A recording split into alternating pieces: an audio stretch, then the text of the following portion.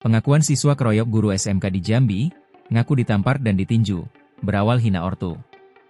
Siswa SMK Negeri 3 Berbat Tanjung Jabung Timur, Jambi mengaku dianiaya terlebih dulu oleh Agus Saputra, guru bahasa Inggris hingga terjadi pengeroyokan. Lewat Instagram seputar Jambi Info, dikutip Tribun Sumsel, Sabtu, 17 Januari 2026, siswa inisial MLP itu menjelaskan aksi pengeroyokan terhadap guru itu terjadi berawal dari siswa yang meminta Agus Saputra meminta maaf karena sudah menghina orang tua siswa. Namun Agus tidak mau mengakui kesalahannya, ia bahkan mengejek siswa dan meninju MLP.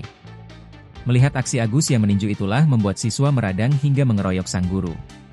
Kalau pengeroyokan itu dimulai kami minta beliau minta maaf karena sudah menghina orang tua siswa tetapi beliau tidak mau, dibantu dengan guru lain minta beliau minta maaf disuruh ke depan. Pas dia mau pidato di depan yang dibahasnya lain bukan tentang minta maaf itu. Diakui MLP awalnya para siswa tidak berniat mengeroyok sang guru, namun Aguslah yang memulai menampar dan meninju dirinya. Sebenarnya kalau dia tidak meninju saya duluan tidak ada pengeroyokan itu, katanya. Awalnya ditampar dulu baru ditinju hidung, sambungnya.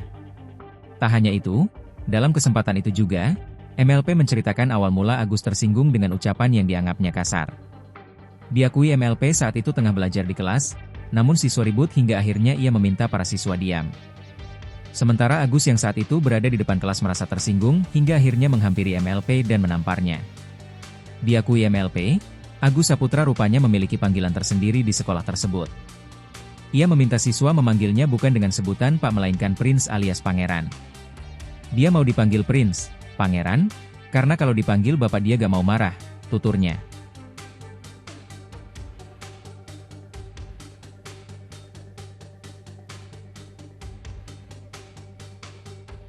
Download Tribun X sekarang, menghadirkan lokal menjadi Indonesia.